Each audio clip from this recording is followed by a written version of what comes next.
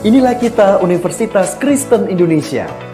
Berdiri sejak tahun 1953, UKI menjadi salah satu universitas tertua dan terbaik di Indonesia yang telah menghasilkan generasi penerus bangsa. Kini UKI terus hadir untuk melahirkan generasi yang visioner dan mampu bersaing di era perkembangan teknologi yang semakin pesat. Untuk menghasilkan generasi tersebut, kami memiliki berbagai bidang pendidikan yang terbagi menjadi beberapa program studi pilihan. Program studi Doktor Hukum, program studi Doktor Pendidikan Agama Kristen, dan program Magister dengan pilihan program studi Magister Pendidikan, program studi Magister Hukum, program studi Magister Pendidikan Agama Kristen, program studi Magister Manajemen, program studi Magister Teknik Elektro, program studi Magister Arsitektur,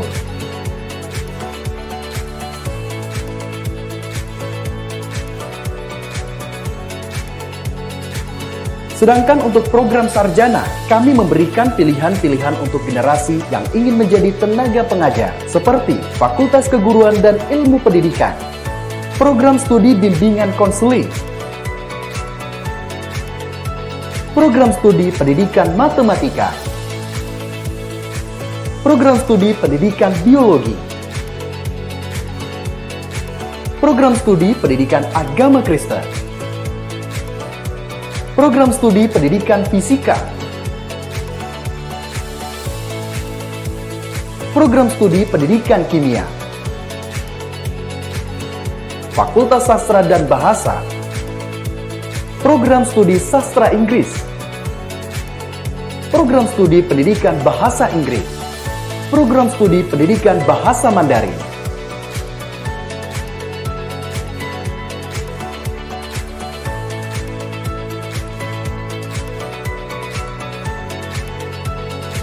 Fakultas Ekonomi dan Bisnis, program studi Manajemen, program studi Akuntansi. Fakultas Hukum mengembangkan generasi yang akan menuntut Indonesia dalam keadilan dengan pilihan. Program studi Hukum. Kesehatan masyarakat Indonesia adalah yang utama. Kami dengan Fakultas Kedokteran selalu mengembangkan ilmu kedokteran melalui program studi Pendidikan Kedokteran, Fakultas Teknik, program studi Teknik Mesin,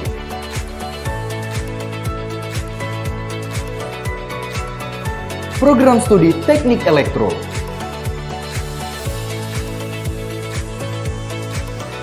program studi Teknik Sipil,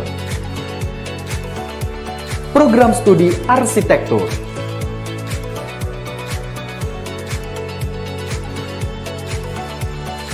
Fakultas Ilmu Sosial dan Ilmu Politik, program studi Hubungan Internasional, program studi Ilmu Komunikasi, program studi Ilmu Politik.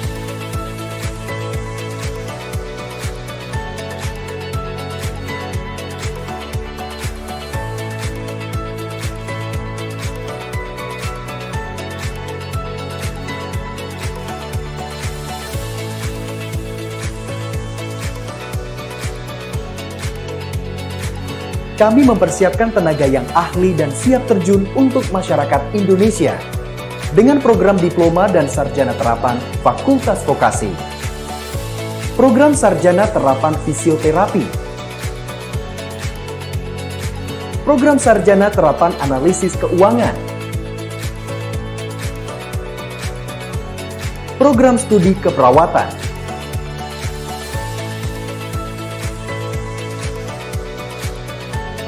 program studi Manajemen Pajak,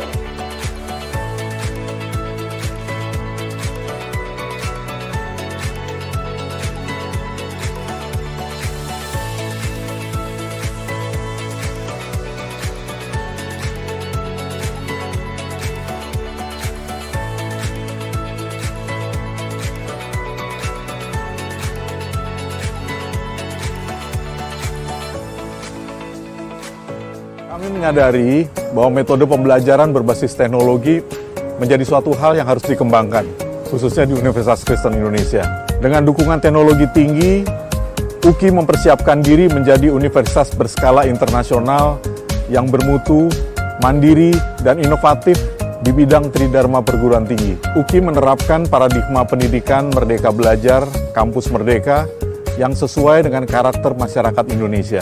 Kami siap melayani mahasiswa menjadi generasi yang unggul, yang memiliki nilai-nilai rendah hati, berbagi peduli, disiplin, profesional, bertanggung jawab, dan berintegritas.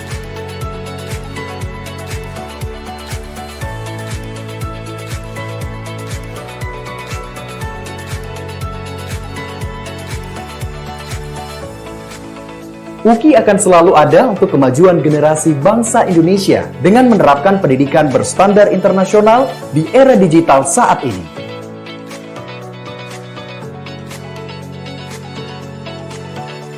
Karena kami datang untuk melayani, bukan dilayani.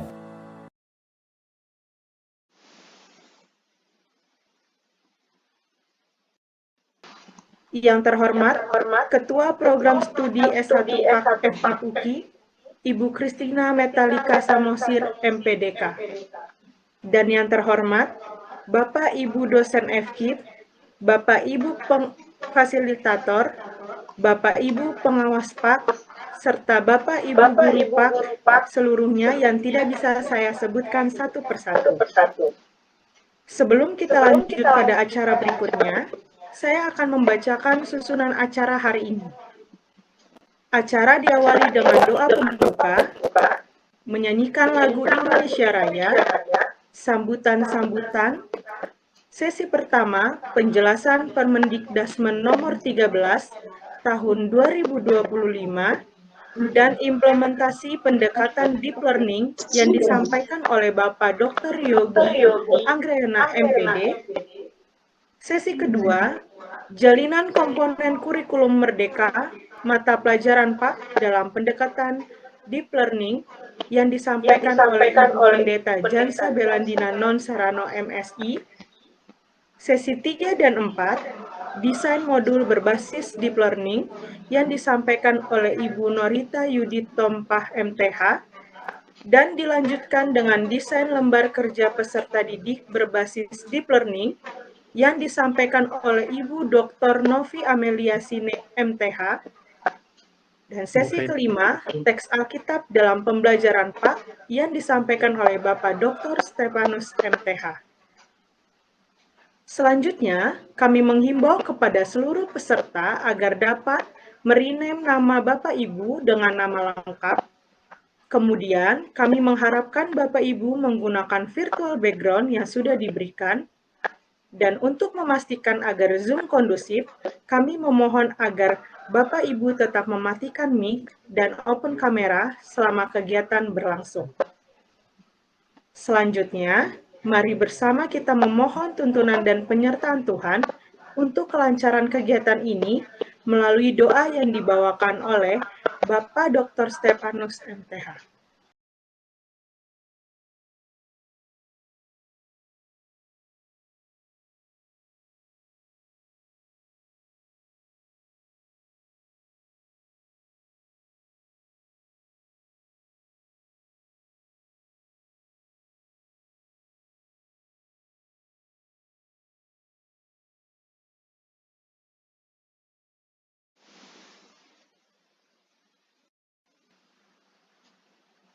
Baik, saat ini kita akan mendengarkan kata sambutan yang akan disampaikan oleh Bapak Dr. Stefanus MTH selaku Wakil Dekan FKIP UKI.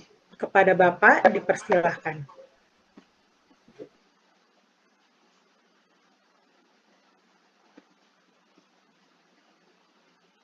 Ya, Shalom. Apakah suara saya sudah terdengar? Sudah, Pak. Bisa, Pak. Sudah, Pak. Iya. Baik. Terima kasih untuk kesempatannya. Yang pertama, saya ucapkan Shalom, selamat pagi. Shalom. Ya, Shalom. Oke, Bapak. buat saudara-saudaraku yang ada di Papua, ini sudah mau jam 10 kah? 10 ya. Oke, terima kasih untuk panitia yang sudah bekerja keras untuk acara kita hari ini. Ya, saudara-saudara yang berbahagia, saudara-saudaraku dalam perjuangan pelayanan kita yang saat ini terus kita tekuni. Sebelum saya lupa, saya ingin menyampaikan rasa hormat saya kepada pimpinan-pimpinan dari Kementerian Agama dalam hal ini, juga yang saya hormati Ibu Janse yang terus menginisiasi, mengawal, dan membimbing kita semua sehingga acara pelatihan penyusunan instrumen pembelajaran pada mata pelajaran agama Kristen ini bisa kita selenggarakan di pagi hari ini. Dan tentu juga saya ucapkan terima kasih kepada Pak Yusak yang selama ini menjadi media komunikasi kami sehingga acara yang tentu dinanti-nanti oleh teman-teman kita guru-guru PAK di tanah Papua bisa terselenggara pada hari ini dan besok.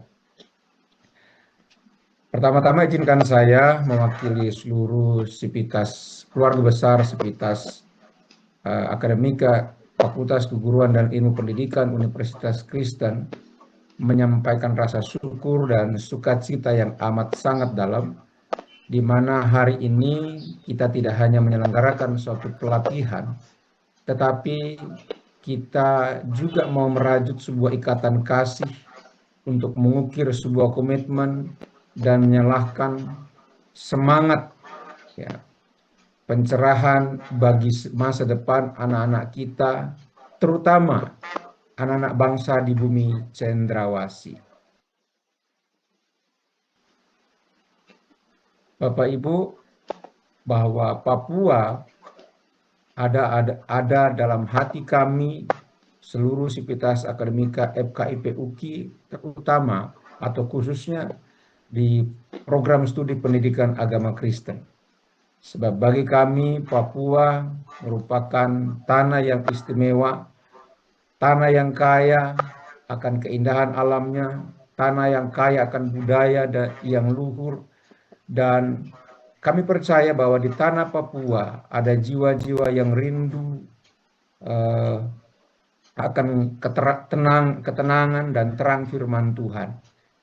Dan pada kesempatan ini saya ingin menyampaikan terima kasih, kebanggaan yang tak terhingga kepada seluruh guru-guru pendidikan agama Kristen yang ada di bumi cendrawasih. Suka atau tidak, senang atau tidak, sadar atau tidak, bahwa kitalah para guru-guru pendidikan agama Kristen ini para penyalur terang itu.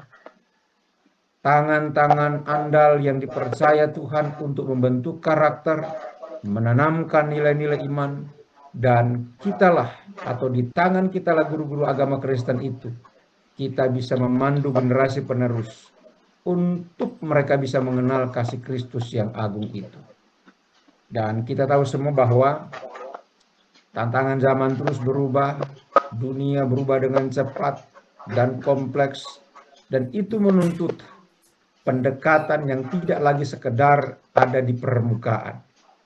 Nah, bangsa kita sudah memperkenalkan satu pendekatan dalam kurikulum Merdeka, yaitu deep learning, atau yang kita kenal dalam bahasa kita adalah pembelajaran mendalam.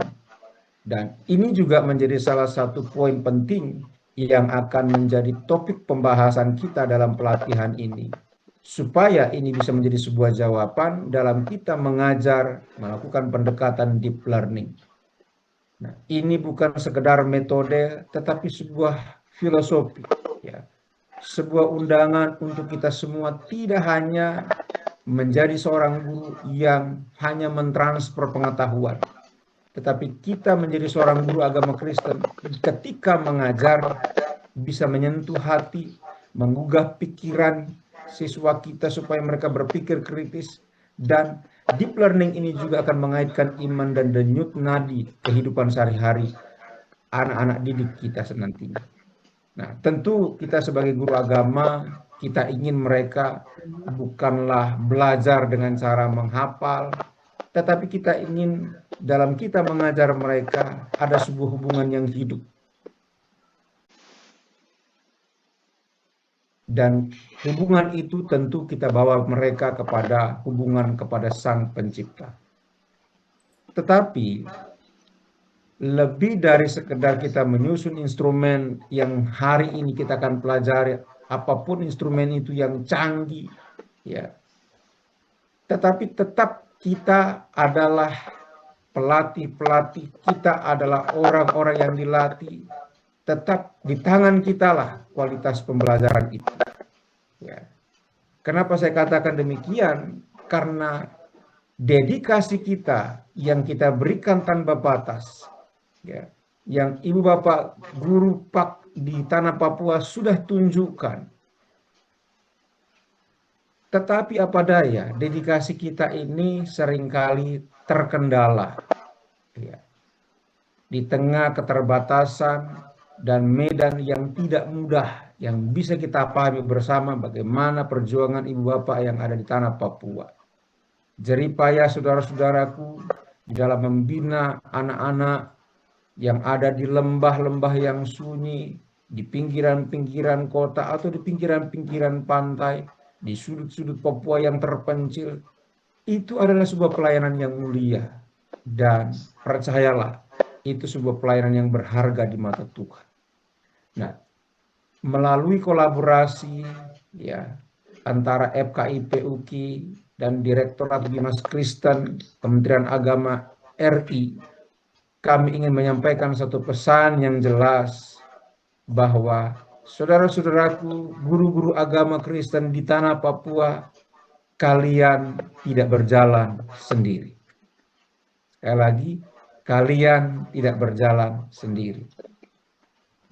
Itu sebabnya kami hadir di sini bukan sebagai pengajar dari kota Jakarta, tetapi kami hadir sebagai rekan seperjuangan, rekan seperjalanan, sebagai mitra, sebagai saudara, mau menyemangati, mau berbagi, dan kita mau belajar bersama. Hari ini dan besok, para fasilitator yang sudah mendedikasikan dirinya, yang kita yakin mereka adalah orang-orang yang punya pengalaman, mereka juga punya hati sebagai seorang pendidik, tentu sudah siap mendampingi teman-teman semua. Mari kita gunakan kesempatan yang sangat berharga ini untuk kita bisa saling menginspirasi, saling belajar, saling memperkuat jaringan persaudaraan kita. Dan akhir daripada sambutan ini, kepada seluruh panitia, kepada seluruh fasilitator, dan terutama kepada saudara-saudara guru yang ada di penjuru Papua. Dan juga tidak lupa kepada narasumber-narasumber yang sudah bersedia memberikan waktu dan tentu pengetahuan yang akan dibagikan kepada kita hari ini. Saya ucapkan terima kasih. Dan terima kasih juga atas waktu, atas tenaga, dan kerinduan yang sudah kita berikan untuk bisa bertumbuh bersama, berbagi bersama kepada rekan-rekan seperjuangan kita di bumi Cendrawasih. Dan semoga pelatihan ini bisa menjadi berkat yang tidak hanya menambah wawasan, menambah kompetensi, tetapi juga memperbaharui semangat dan mengobarkan kembali panggilan kita sebagai pejuang-pejuang iman dalam dunia pendidikan, sebagai sekerja Allah dalam dunia pendidikan. Tuhan memberkati setiap langkah pelayanan kita, Tuhan memberkati UKI, Tuhan memberkati Kementerian Agama RI, dan Tuhan memberkati Tanah Papua. Tuhan Yesus memberkati.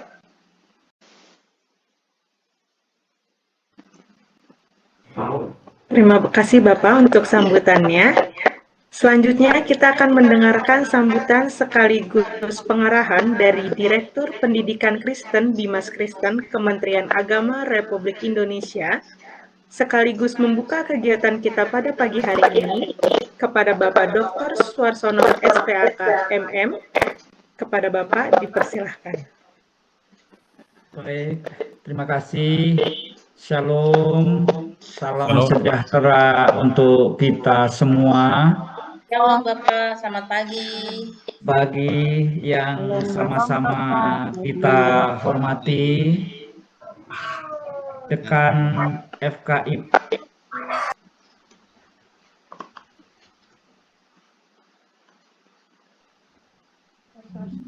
Bapak izin mikrofonnya tertutup, Pak. Baik. Yang sama-sama kita hormati, kita muliakan Bapak Dekan Fakultas Keguruan Ilmu Pendidikan Universitas Kristen Indonesia, Bapak Dr. Kerdit Simbolon MPD, yang saya hormati narasumber untuk kegiatan pelatihan penyusunan instrumen pembelajaran mata pelajaran pendidikan agama Kristen dalam pendekatan deep learning pada jenjang pendidikan dasar dan menengah untuk seluruh wilayah Papua, Bapak Dr. Yogi Anggraena, MPD, dari Pusat Kurikulum dan Pembelajaran BSAKP Kemendikdasmen Republik Indonesia, yang saya hormati senior saya Ibu Pendeta Janse Belandina Non Serrano MSI, tim Kurikulum Pendidikan Agama Kristen Nasional, yang saya hormati Ibu Norita Yudit Tompah MTH, tim Kurikulum Nasional Pendidikan Agama Kristen, yang saya hormati Ibu Dr. Novi Amelia Sine MTH, tim Kurikulum Nasional Pendidikan Agama Kristen, dan yang saya hormati Bapak Dr. Stefanus, Wakil Dekan FKIP Universitas Kristen Indonesia, dan terutama juga seluruh peserta yang saya banggakan, saya hormati, khususnya di seluruh Papua. Pertama-tama marilah kita panjatkan puji dan syukur kehadirat Allah Bapa di surga, Tuhan Yesus Kristus, dan juga Roh Kudus yang senantiasa menolong, mendukung kita. Hanya oleh kasih dan penyertaannya kita dapat berkumpul, bersekutu pada hari ini dalam suasana yang penuh damai dan sukacita.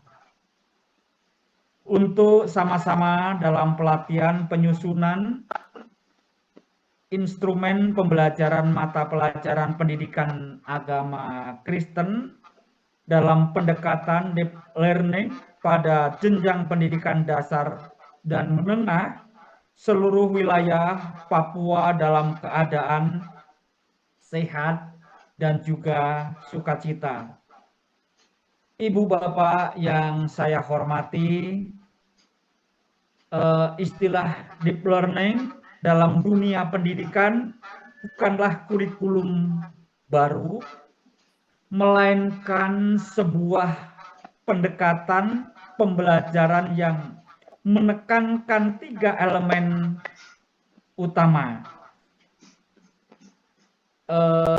atau juga mindful atau kesadaran, begitu juga meaningful, bermakna, dan juga durable, berkelanjutan. Bagi guru pendidikan agama Kristen, pendekatan ini sangat relevan. Sebab iman bukan hanya untuk diketahui, melainkan untuk dihayati dan juga untuk dihidupi. Melalui deep learning, guru pendidikan agama Kristen menolong peserta didik belajar dengan sadar, memahami iman mereka secara bermakna,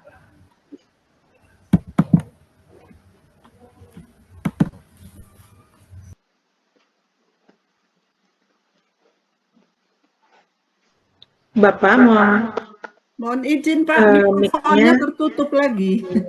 sepanjang ya baik, mohon maaf, serta menanamkan nilai-nilai Kristiani yang akan terus berakar kuat, tahan uji sepanjang hidup.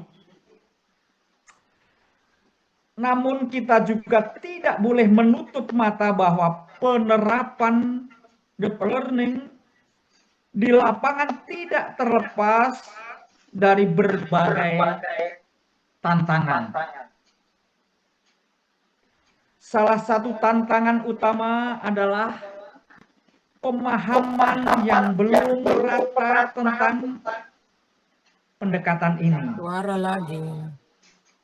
Banyak pendidik masih terbiasa dengan metode pengajaran lama atau tradisional yang berpusat pada guru, sehingga merasa sulit untuk beralih menuju pola pembelajaran yang lebih memberi ruang bagi keterlibatan aktif peserta didik. Tantangan ini seharusnya tidak melemahkan semangat kita, melainkan justru menjadi kesempatan untuk bertumbuh dan berinovasi. Sebab tujuan utama deep learning adalah mempersiapkan generasi muda Indonesia menghadapi abad 21 dengan keterampilan yang utuh. Pendidikan tidak lagi hanya soal menghafal fakta, tetapi dengan mengembangkan kemampuan berpikir secara kritis dan juga kreativitas, begitu juga kolaborasi, serta kepekaan spiritual dan moral yang kokoh. Ibu bapak yang saya kasihi, saya hormati dalam Tuhan kita Yesus Kristus, pendidikan agama Kristen menjadi semakin kontekstual dan relevan bagi kehidupan peserta didik. Ibu bapak yang saya hormati, bagi guru pendidikan agama Kristen, tujuan ini sepenuhnya sejalan dengan misi kita. Membentuk peserta didik bukan hanya menjadi cerdas secara intelektual, melainkan juga matang, dewasa dalam iman, sehingga mereka menjadi mampu menapaki kehidupan dengan terang Kristus dan memberi dampak nyata bagi lingkungan sekitar. Karena itulah penting sekali untuk melakukan penyusunan instrumen pembelajaran mata pelajaran pendidikan agama Kristen dalam pendekatan deep learning. Tanpa instrumen yang tepat, penerapan konsep ini akan sulit diukur dan dievaluasi instrumen yang baik membantu guru memastikan bahwa pembelajaran yang dilakukan benar-benar menumbuhkan kesadaran, bermakna, dan berkelanjutan bagi peserta didik. Melalui pelatihan ini, guru tidak hanya dibekali secara teori, tetapi juga keterampilan praktis untuk merancang instrumen yang selaras dengan visi deep learning. Ibu Bapak yang saya hormati, saya kasihi dalam Tuhan kita Yesus Kristus, harapan kita bersama, pelatihan ini menjadi titik awal lahirnya inovasi pembelajaran pendidikan agama Kristen, sehingga anak-anak bertumbuh menjadi generasi yang beriman, generasi yang berkarakter dengan integritas,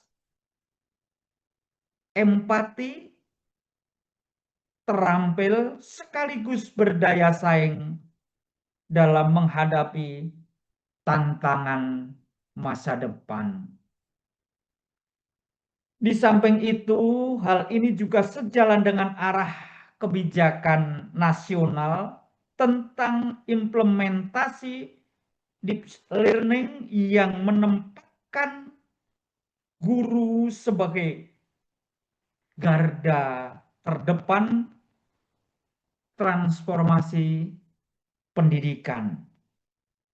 Dengan pelatihan ini, kita bergerak bersama memastikan bahwa kebijakan nasional tidak berhenti di atas kertas, tetapi benar-benar terwujud dalam ruang kelas,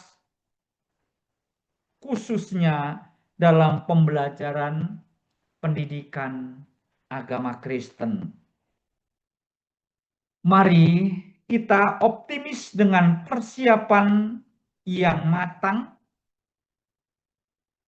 dukungan dari semua pihak, terutama dari Universitas Kristen Indonesia yang sangat-sangat peduli terhadap pendidikan agama Kristen tingkat dasar dan menengah. Kami mengucapkan banyak-banyak terima kasih kepada dekan dan juga seluruh jajarannya, serta komitmen untuk terus belajar dan beradaptasi, bahwa deep learning dapat membawa perubahan. Saya garis bawahi, dapat membawa perubahan positif bagi pendidikan di Indonesia. Sebagai penutup, saya menegaskan kembali komitmen Direktorat Jenderal Bimbingan Masyarakat Kristen Kementerian Agama Republik Indonesia untuk terus mendukung pengembangan kualitas guru pendidikan agama Kristen di seluruh Indonesia. Kami percaya guru yang kompeten dan berdedikasi adalah kunci untuk menghadirkan pendidikan agama yang bermakna, transformatif, dan membawa terang Kristus bagi dunia. Dengan penuh sukacita, saya membuka acara ini secara resmi, kegiatan pelatihan penyusunan instrumen pembelajaran pendidikan agama Kristen dalam pendekatan deep learning hari ini dalam nama Allah Bapa, Tuhan Yesus Kristus, Roh Kudus yang selalu menolong kita setiap saat dan setiap hari. Tuhan Yesus memberkati. Terima kasih.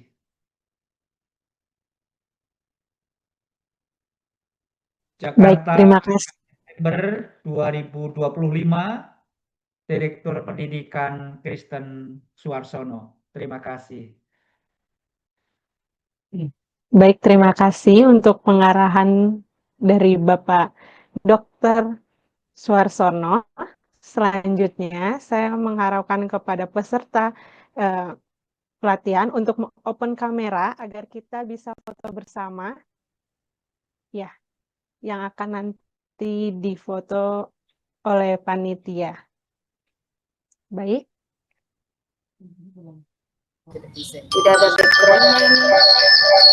Baik. Oke, kita foto bersama.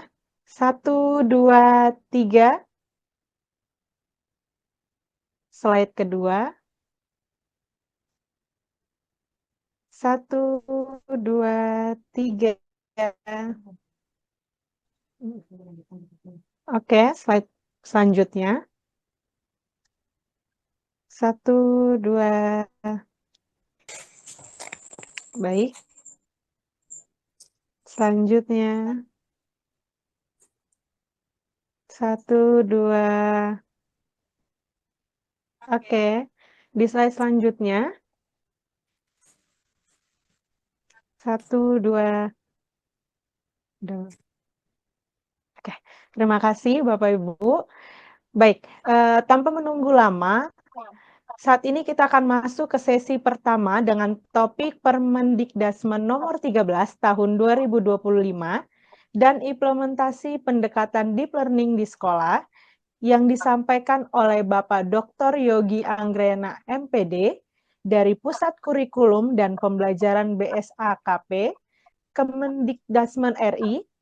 Pada sesi ini akan dipandu oleh moderator Ibu Christina Metalika Samosir MPDK selaku Ketua Program Studi S1 PAK FKIP UKI. Kepada Ibu dipersilahkan. Baik.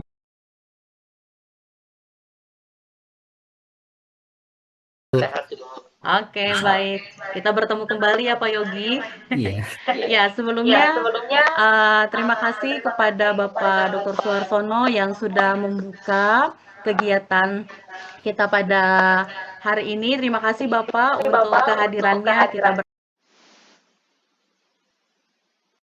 pendidikan agama Kristen di Tanah Papua. Kebetulan saya bergabung di dalam WA Group peserta, banyak sekali yang antusias untuk mengikuti kegiatan pada hari ini. Dan tanpa berlama-lama lagi di sesi yang pertama ini seperti yang sudah disampaikan Bapak Ibu, kita akan mendengarkan penjelasan terkait dengan Permendikdasmen nomor 13 tahun 2025 dan bagaimana implementasi pendekatan deep learning di sekolah. Narasumber kita pada hari ini di sesi yang pertama ada Bapak Dr. Yogi Anggrena MPD. Bapak Dr. Yogi Anggrena ini dari Pusat Kurikulum dan Pembelajaran BSAKP Kemendikdasmen RI. Sedikit saya mau menyampaikan terlebih dahulu terkait dengan daftar riwayat hidup dari Pak Yogi supaya bisa saling kenal begitu ya. Saya tidak tahu Bapak Ibu para peserta yang lainnya apakah sebelumnya pernah mengikuti kegiatan di Prodi, di UKI, di Prodi PAK, pastinya sudah selalu nih Pak Yogi ada di pelatihan-pelatihan. Mohon izin Pak Yogi untuk bisa membacakan terlebih dahulu ya Bapak. Nama Dr. Yogi Anggrena MSI, pendidikan terakhir S3, unit kerja di Pusat Kurikulum dan Pembelajaran. Untuk riwayat pendidikannya Bapak Ibu S1 dari Perguruan Tinggi IPB dengan jurusan atau program studi matematika, lalu jenjang S2-nya dari UI, yaitu program studi matematika, dan S3-nya dari UPI dengan program studi pengembangan kurikulum. Ada banyak pengalaman kerja di bidang pengembangan kurikulum, lalu ada juga berperan sebagai penelaah, penyusun, dan juga penanggung jawab dari satu kegiatan, begitu ya Bapak Ibu ya. Dan Bapak Ibu sebagai informasi juga dalam hal ini sudah banyak daftar karya tulis ilmiah yang tuliskan oleh Pak Yogi. Baik, tanpa berlama-lama lagi, saya serahkan waktu ke depan. Kurang lebih kita pakai waktu nanti sekalian ada tanya jawab ya Pak Yogi ya. Kalau di sini kita lihat ada kurang lebih 1,5 jam. Begitu nanti kita coba manfaatkan waktu kurang lebih mungkin bisa di setengah jam atau 1 jam untuk memberikan materi, lalu nanti kita akan buka tanya jawab bagi kita semua. Baik, terima kasih. Saya serahkan kepada Pak Yogi untuk memberikan paparan materi. Silakan Pak Yogi. Baik, terima kasih Bu Christina. Selamat pagi Ibu Bapak sekalian. Yang saya hormati Bapak Dr. Suarsono selaku Direktur Pendidikan Kristen Kemenak RI. Yang saya hormati Bapak Stepanos, Wakil Dekan FKIP UKI, Bu Pendeta Janse Belandina non Serrano, tim kurikulum PAK Nasional, Bu Christina dan Ibu Bapak sekalian, izin menyampaikan berkaitan dengan kebijakan pemerintah di bidang kurikulum. Tadi sudah disampaikan oleh Bu Christina, saya saat ini di Pusat Kurikulum dan Pembelajaran. Pusat Kurikulum Pembelajaran ini adalah institusi di bawah Kementerian Pendidikan Dasar dan Menengah yang diamanahkan untuk pengembangan kurikulum nasional, sehingga kurikulum yang berlaku di Indonesia dikembangkannya di tempat kami, baik kurikulum Merdeka, kurikulum 13 dan sebelumnya. Sedikit melihat sejarah dinamika kurikulum di Indonesia. Sejak merdeka kita sudah mengalami kurang lebih 11 kali pembaharuan kurikulum. Mulai kurikulum di tahun 47, di tahun 54, di tahun 64, lalu ada 68, 75, 84 yang mungkin Ibu Bapak 84 kita mengenal juga kadang disebut dengan CBSA, cara belajar siswa aktif. Lalu ada kurikulum 94. Nah, rintisan KBK 2004 sebenarnya ini baru rintisan, jadi belum secara resmi diberlakukan nasional. Secara resmi kurikulum berbasis kompetensi itu ternaunginya di kurikulum 2006 dan masyarakat juga sering menyebut sebagai KTSP. Di tahun 2013 ini kita melakukan pembaharuan kembali kurikulum dengan nama kurikulum 2013, dan di tahun 2021 kita mulai merancang sebagai prototipe yang secara resmi peraturan menterinya diterbitkan pada tahun lalu dengan nama kurikulum Merdeka, dan sampai saat ini inilah yang berlaku di Indonesia. Di tahun ajaran ini mayoritas sekolah menggunakan kurikulum Merdeka dan ada beberapa sekolah masih diperkenankan menggunakan kurikulum 13. Jadi secara sistem di pencatatan dalam Dapodik, sekolah saat ini ada yang menggunakan kurikulum Merdeka dan ada yang proses transisi masih menggunakan kurikulum 13 karena sesuai peraturan yang kita muat, sekolah masih boleh menggunakan kurikulum 13 sampai tahun depan untuk di daerah 3T. Nah, Ibu Bapak, pembaharuan dalam kurikulum ini hal biasa dan hampir semua negara pun terus melakukan pembaharuan. Pada tahun ini, konsen kita itu bukan ke pergantian kurikulum, tapi kita ingin melakukan perbaikan di dalam proses-proses pembelajaran dengan pendekatan. Yang pendekatan inilah mungkin Ibu Bapak sudah pernah dengar ya. Istilah awal memang namanya deep learning, yang kemudian oleh Badan Bahasa direkomendasikan karena kita perlu menggunakan bahasa Indonesia yang baik dan benar. Padanan kata deep learning dalam bahasa Indonesianya adalah pembelajaran mendalam. Oleh karena itu, memasuki tahun ajaran baru ini, kami memperbaiki regulasi-regulasi agar memadahi berkaitan dengan pendekatan pembelajaran mendalam. Yang pertama yang kami revisi adalah peraturan mengenai standar kompetensi lulusan, karena standar kompetensi lulusan disinilah termuat kompetensi apa yang perlu dimiliki anak setelah menyelesaikan studinya.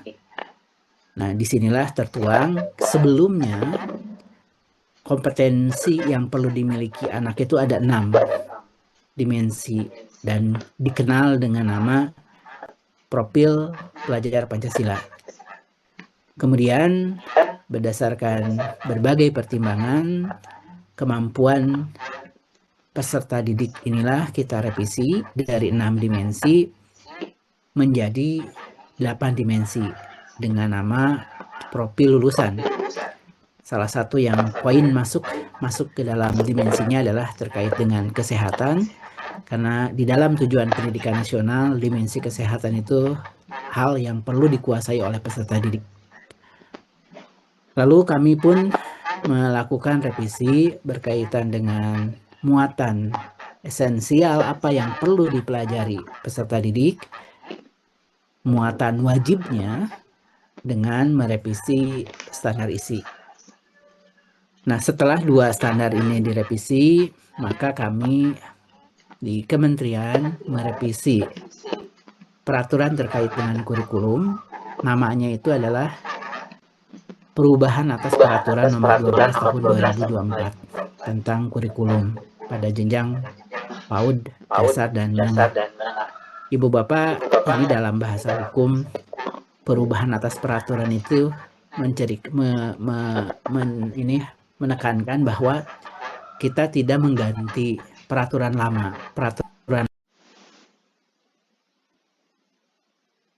yang diubah adalah hanya pasal-pasal yang terkait yang ada dalam peraturan 13 ini. Jadi dari 33 pasalan, kurang lebih 33 atau 34 pasal, kami merevisinya itu kurang lebih 8 atau 9 pasal. Jadi pasal-pasal yang tidak tercantum dalam nomor 13 masih menggunakan Permendikbud nomor 12. Jadi untuk kurikulum, Ibu Bapak perlu membuka 2 dokumen, yaitu nomor 12 tahun 2024 dan nomor 13 ini yang perubahannya. Jadi untuk tahun ajaran ini, untuk mengakomodasi penerapan pembelajaran mendalam, dan ada juga nanti coding kecerdasan artifisial dan bentuk kurikuler, maka kami merevisi peraturan nomor 12 yang intinya bagaimana pendekatan pembelajaran mendalam ini punya dasar hukum untuk diimplementasikan di berbagai satuan pendidikan. Nah, kami menekankan Ibu Bapak pada saat Permendikdasmen nomor 13 ini terbit, maka satuan pendidikan tetap menerapkan kurikulum merdeka dan kurikulum 13. Jadi di tahun ajaran ini sekolah masih menggunakan kurikulum merdeka, dan bagi sekolah yang belum berpindah ke kurikulum merdeka masih diperkenankan menggunakan kurikulum 13 di tahun ini. Dan untuk daerah 3T tahun depan pun masih boleh menggunakan kurikulum 13.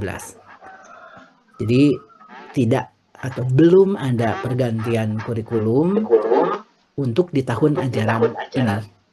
Jadi kurikulum yang berlaku adalah kurikulum Merdeka dan kurikulum 13. Pembelajaran mendalam ini adalah sebuah pendekatan yang bertujuan untuk memuliakan dalam rangka meningkatkan kompetensi murid secara optimal. Jadi upaya pembaharuan, upaya perbaikan di dalam kurikulum dan pembelajaran adalah dengan memperbaiki proses belajarnya. Jadi kita melakukan pendekatan untuk meningkatkan kompetensi dengan memperbaiki proses pembelajaran di ruang-ruang kelas. Nah, itulah upaya yang ingin kita perkuat. Pembelajaran mendalam, Ibu Bapak, ini kami sudah mengembangkan kerangkanya. Pembelajaran mendalam ini sendiri bukan sebuah teori baru, bukan konsep baru. Ini adalah sebuah konsep yang sudah dikembangkan sejak tahun 70-an. Nah, pembelajaran mendalam ini, pendekatan pembelajaran ini untuk meningkatkan kualitas di dalam proses belajar yang harapannya dapat meningkatkan mutu. Jadi ini sebuah pendekatan yang dilakukan untuk meningkatkan kualitas dari proses belajarnya, sehingga hasilnya, implementasinya akan terlihat di dalam ruang-ruang kelas bagaimana proses pembelajaran ini dapat dibangun. Jadi pembelajaran mendalam ini bukan konsep baru, dan pendekatan pembelajaran ini juga Ibu Bapak dikembangkan untuk menyempurnakan dari berbagai model pembelajaran yang sudah kita kembangkan. Jadi ini lebih ke penyempurnaan. Kita pernah mendengar yang namanya CBSA, cara belajar siswa aktif di tahun 84-an. Kita pernah mendengar yang namanya PAKEM, pembelajaran aktif, kreatif, efektif, menyenangkan. Kita pernah mendengar yang namanya pembelajaran aktif, inovatif, kreatif, efektif, menyenangkan, atau PAIKEM ya. Kita pernah mendengar yang namanya contextual teaching and learning. Kita pernah mendengar dan menerapkan yang namanya pendekatan saintifik. Nah, posisi pembelajaran mendalam itu ini dalam rangka menyempurnakan pendekatan-pendekatan yang sudah tadi dilakukan, diterapkan di Indonesia ini. Sehingga ini bukan konsep baru dan ini terus melakukan penyempurnaan. Jadi udah hampir 50 tahun ini dikembangkan, dan kalau secara teori ini sudah memasuki fase ketiga dalam penyempurnaannya. Nah, maka Ibu Bapak yang kita muat untuk pembelajaran mendalam itu kita menyusun kerangkanya. Pertama, tujuan apa yang ingin dicapai setelah belajar, anak belajar. Lalu untuk mencapai tujuan itu, suasana belajar seperti apa yang perlu diwujudkan? Setelah suasana belajar diwujudkan, pengalaman belajar apa yang perlu dilalui anak supaya bisa mencapai tujuan yang kita harapkan? Dan keempat adalah dukungan apa yang perlu dilakukan supaya tujuan itu bisa optimal. Kan dalam istilahnya, tujuan ini kita sebut dimensi profil lulusan, suasana belajar yang perlu diwujudkan kita sebut juga sebagai prinsip pembelajaran, pengalaman belajar, apa yang perlu dilalui, ini tetap diwujudkan melalui pengalaman belajar, dan dukungan apa supaya efektif dan efisien, maka disebut kerangka pembelajaran. Nah, itu yang mungkin nanti akan saya coba eksplorasi lebih lanjut di akhir untuk pembelajaran mendalam ini. Jadi pembelajaran mendalam ini adalah upaya kita bersama yang diinisiasi kementerian untuk meningkatkan kualitas proses belajar. Nah, untuk meningkatkan kualitas belajar, bagaimana apa saja yang perlu diarahkan supaya bisa efektif dan efisien. Maka inilah yang kita harapkan di berbagai satuan pendidikan mulai tahun ajaran ini, baik dalam perencanaan belajarnya, dalam pelaksanaan pembelajarannya, dan dalam asesmennya, harapannya dapat dengan pembelajaran mendalam. Nah, Ibu Bapak, secara prinsip di dalam kurikulum itu memuat yang namanya intrakurikuler, kokurikuler, dan ekstrakurikuler. Jadi melalui intrakurikuler, kokurikuler, dan ekstrakurikuler inilah harapannya terbangunlah profil lulusan. Jadi profil lulusan yang iman takwa, nalar kritis, kewargaan, kolaboratif, kesehatan, komunikasi, kemandirian, dan kreativitas dicapainya melalui pembelajaran itu melalui intrakurikuler, kokurikuler, dan ekstrakurikuler. Jadi struktur kurikulum itu ada intrakurikuler, ada kokurikuler, dan ada ekstrakurikuler. Inilah yang kita atur juga di dalam peraturan terkait kurikulum. Dalam kurikulum itu kita mengatur intrakurikuler, mengatur kokurikuler, mengatur ekstrakurikuler. Di dalam intrakurikuler itu ada kompetensi, ada muatan pembelajaran, dan ada beban belajar. Di dalam kokurikuler juga ada kompetensi, ada muatan pembelajaran, dan ada beban belajar. Begitu pula untuk ekstrakurikuler. Secara kebijakan, intrakurikuler dan kokurikuler, kompetensi, muatan pembelajaran, dan beban belajarnya itu ditetapkan oleh pemerintah. Untuk ekstrakurikuler, kompetensi, muatan, dan bebannya itu dikembangkan oleh sekolah. Nah, sekarang kita bahas intrakurikuler dahulu. Belajar dan dukungan apa supaya efektif dan efisien, maka disebut kerangka pembelajaran. Nah, itu yang mungkin nanti akan saya coba eksplorasi lebih lanjut di akhir untuk pembelajaran mendalam ini. Jadi pembelajaran mendalam ini adalah upaya kita bersama yang diinisiasi kementerian untuk meningkatkan kualitas proses belajar. Nah, untuk meningkatkan kualitas belajar, bagaimana apa saja yang perlu diarahkan supaya bisa efektif dan efisien. Maka inilah yang kita harapkan di berbagai satuan pendidikan mulai tahun ajaran ini, baik dalam perencanaan belajarnya, dalam pelaksanaan pembelajarannya, dan dalam asesmennya, harapannya dapat dengan pembelajaran mendalam.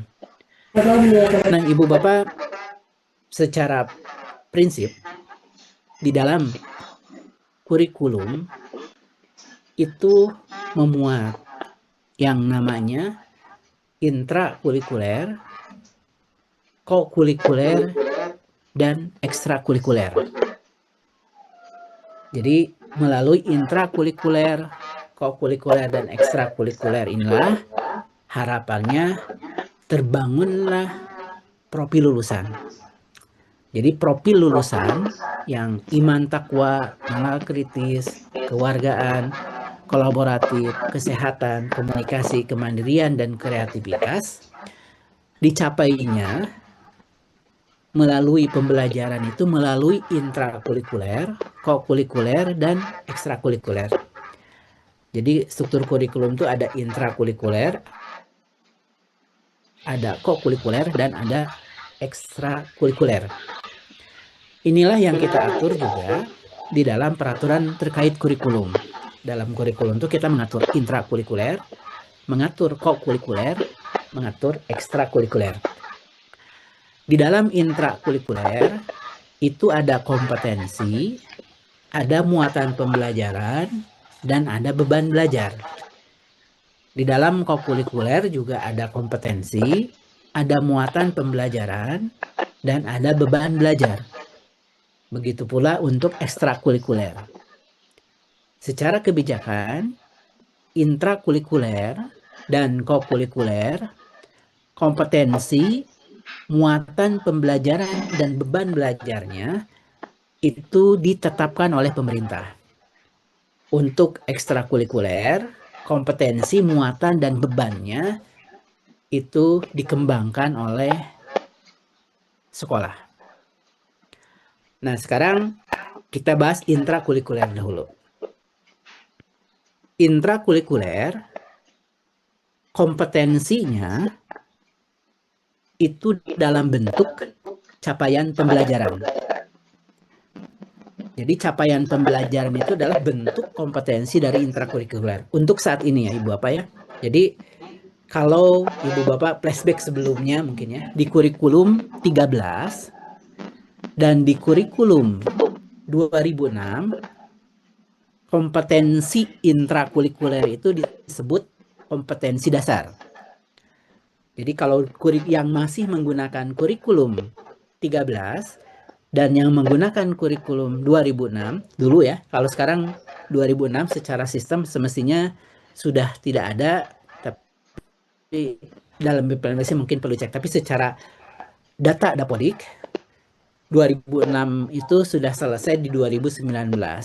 Nah, kalau untuk 2013 sampai saat ini masih banyak sekolah masih menggunakan dalam pencatatan Dapodik. Kompetensinya kalau di kurikulum 2013 disebut kompetensi dasar. Nah, kalau untuk kurikulum Merdeka yang menggunakan kurikulum Merdeka, kompetensinya disebut capaian pembelajaran.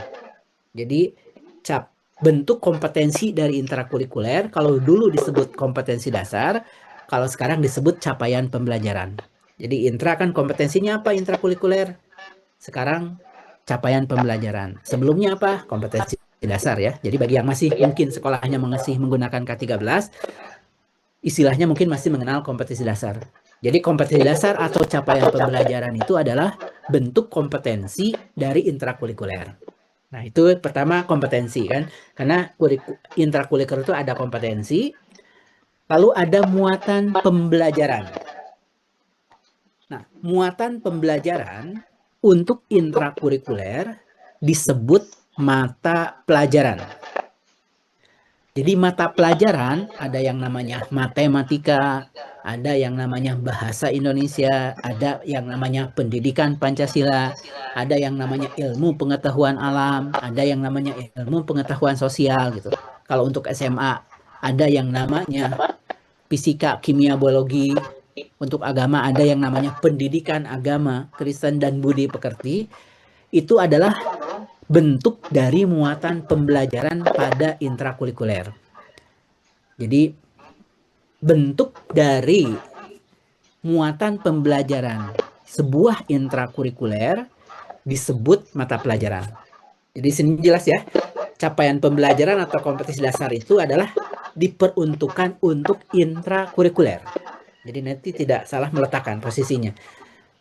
Yang namanya kompetensi dasar dan yang namanya capaian pembelajaran itu adalah bentuk kompetensi dari intrakurikuler. Bentuk muatan pembelajaran dari intrakurikuler disebut mata pelajaran. Makanya dikenallah di sekolah mata pelajaran pendidikan agama Kristen dan budi pekerti. Mata pelajaran matematika, bahasa Indonesia itu adalah bentuk muatan pembelajaran dari intrakurikuler. Lalu satu lagi adalah beban belajar. Nah, beban belajarnya saat ini ditetapkan per tahun. Dengan artian, misalkan ditetapkanlah mata pelajaran pendidikan agama untuk SMP 1 tahun 108 jam. Minggu efektif 36 jam. Maka pembelajarannya boleh dibuat sama setiap minggu Misalkan setiap minggu mata pelajaran agama 3 jam, maka setiap minggu 3 jam, 3 jam, 3 jam, 3 jam. Sehingga dalam 1 tahun diperoleh 108 jam. Boleh juga, karena yang kita tetapkan per tahun, pembelajarannya misalkan semester 1, oh kami ingin semester 1 adalah 4 jam, semester 2, 2 jam. Sehingga akan diperoleh jumlah jam dalam 1 tahunnya sama. Semester 1, 4 jam, 18 kali 4, ditambah semester 2, 2 kali 18, diperoleh sama, 108 jam. Boleh juga pembelajarannya, oh ingin dihabiskan semester 1, 6 jam, semester 2, 0 jam, boleh. Jadi makna dari pembelajaran, beban belajar per tahun, pengorganisasian pembelajaran itu diserahkan ke sekolah. Boleh, oh kami lebih nyaman rutin seperti sebelumnya, setiap minggu 3 jam, 3 jam, 3 jam, sehingga dalam 1 tahun diperoleh 100 jam, 108 jam, boleh.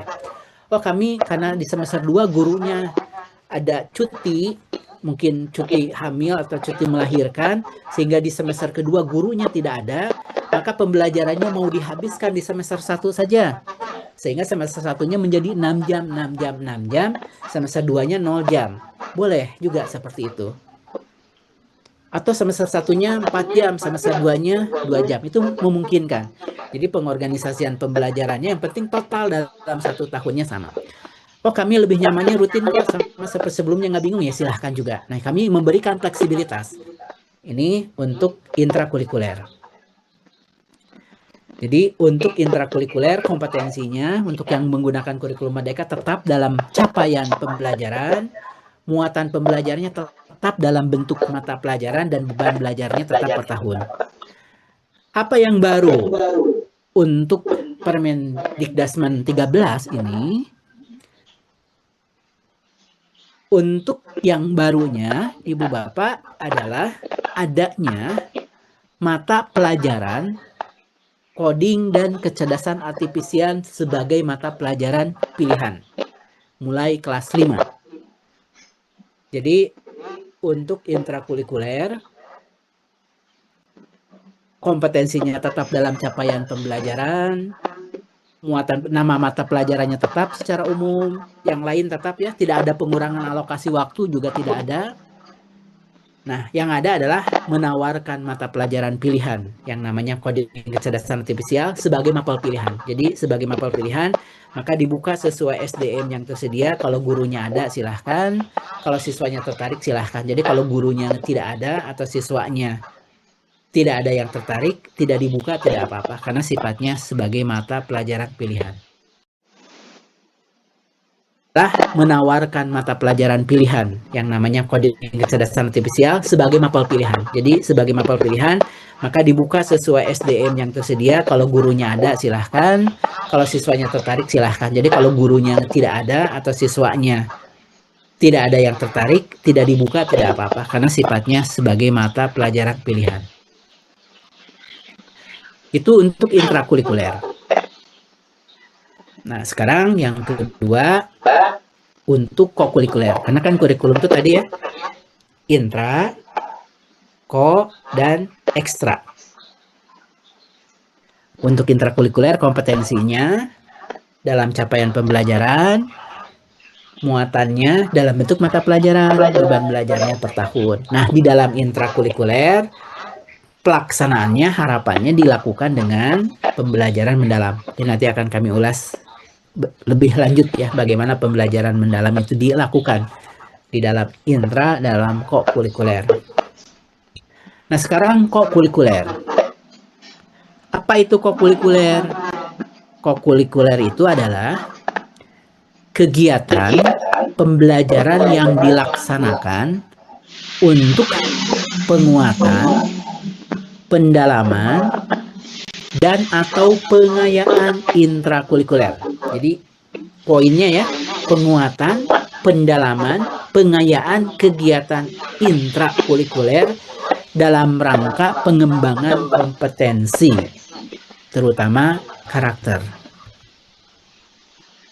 Nah, di dalam peraturan nomor 13 ini ada penyesuaian bentuknya, kompetensinya, dan muatan pembelajarannya.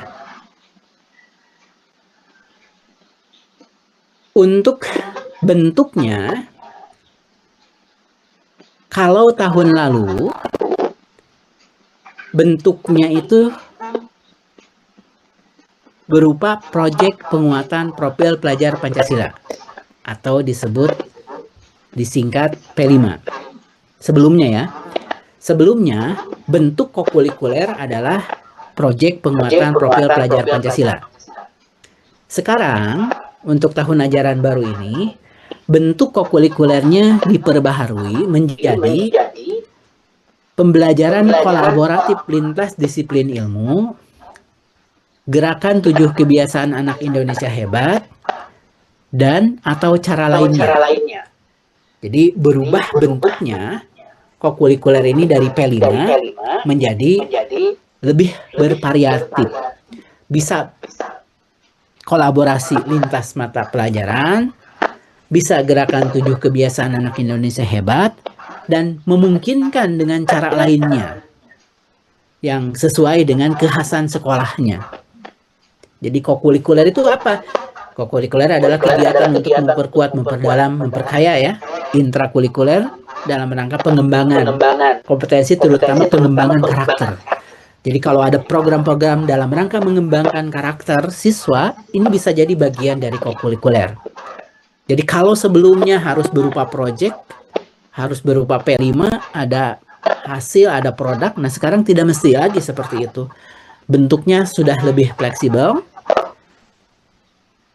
Nah, kompetensinya sebelumnya untuk memperkuat 6 dimensi profil pelajar Pancasila, sekarang untuk memperkuat 8 dimensi profil lulusan.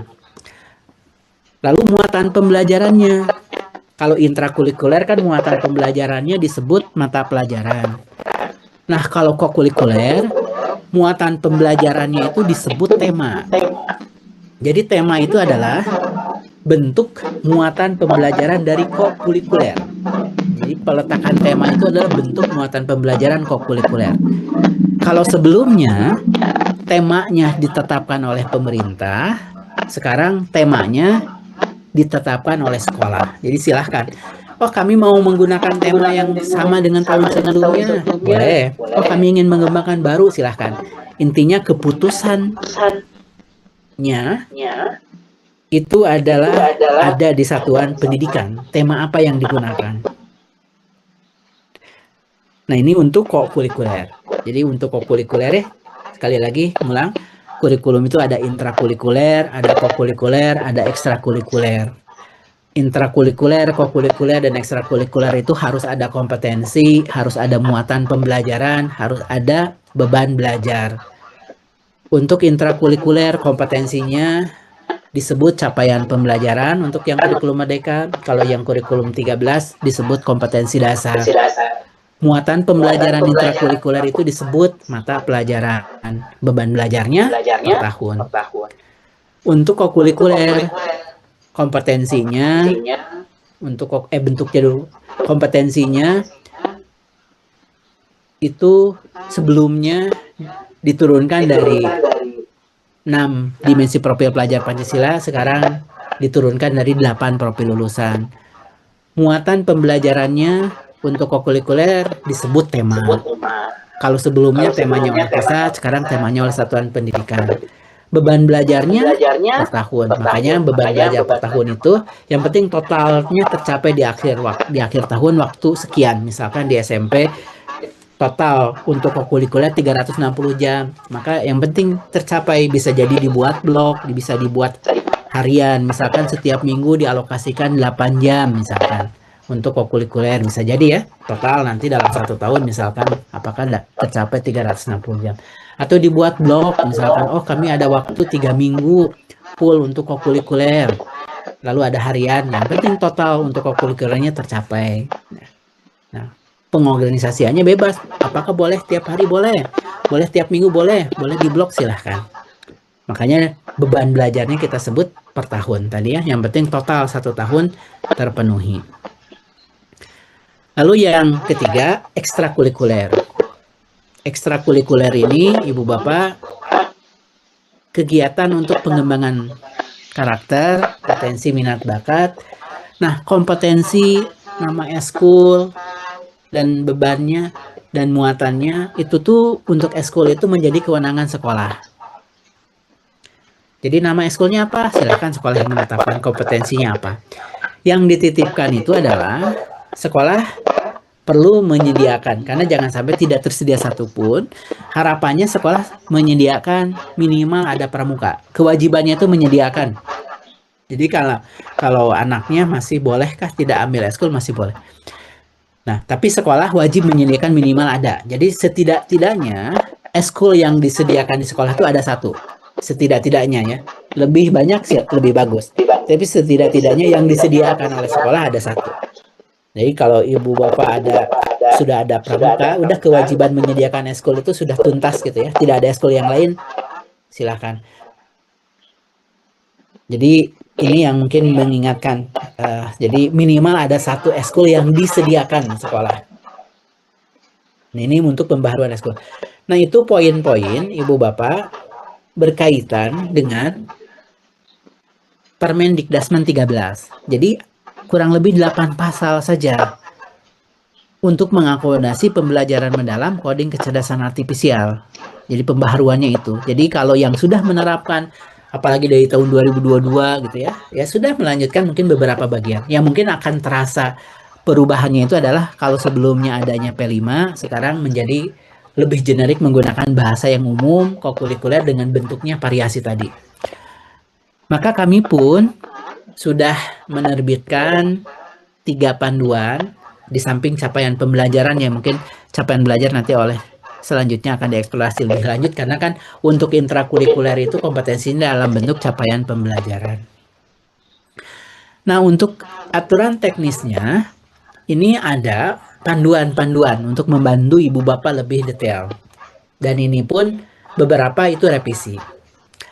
Pertama, karena sekolah kan perlu memiliki perencanaan di level satuan pendidikan, yang mungkin ibu bapak pernah mendengar istilahnya ya, kadang disebut KTSP, disebut KSP, kurikulum sekolah, silahkan ya, namanya bebas ya. Nah, ini kurikulum satuan pendidikan.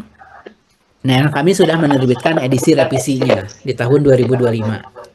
Nah, poin-poinnya mungkin pembaharuannya lebih konsen pengorganisasian pembelajaran dan perencanaan pembelajarannya untuk dapat menerapkan pembelajaran mendalam. Nah, ini di kurikulum satuan pendidikan. Lalu yang kedua, ada yang namanya panduan pembelajaran dan asesmen. Ini ada tulisan edisi revisi 2025. Di dalam pembelajaran asesmen itu memandu bagaimana mulai merencanakan pembelajaran. Jadi bentuk perencanaan belajarnya apa? Dan bagaimana pembelajaran mendalam masuk ke perencanaan belajar. Lalu bagaimana melaksanakannya dan bagaimana asesmennya serta laporan belajarnya. Nah, ini ada dalam pembelajaran asesmen. Jadi untuk intrakurikuler, bagaimana mulai merencanakan sampai ke laporan hasil belajarnya itu ada di dalam panduan ini. Ada tulisan edisi 2025. Lalu ada satu lagi panduan kokurikuler. Nah, kalau panduan kokurikuler ini memang tidak ada tulisan edisi revisi karena ini menggantikan. Kalau sebelumnya namanya panduan Proyek Penguatan Profil Pelajar Pancasila atau panduan P5. Nah, sekarang namanya panduan kokurikuler. Jadi tidak ada lagi panduan P5. Apa saja yang mungkin poin penting yang ada di dalam pembelajaran asesmen? Nah, di dalam pembelajaran asesmen Ibu Bapak, pertama untuk guru kan memang perlu memiliki perencanaan belajar. Perencanaan belajar Ibu Bapak bentuknya bebas. Ibu Bapak mau dinamain RPP silahkan.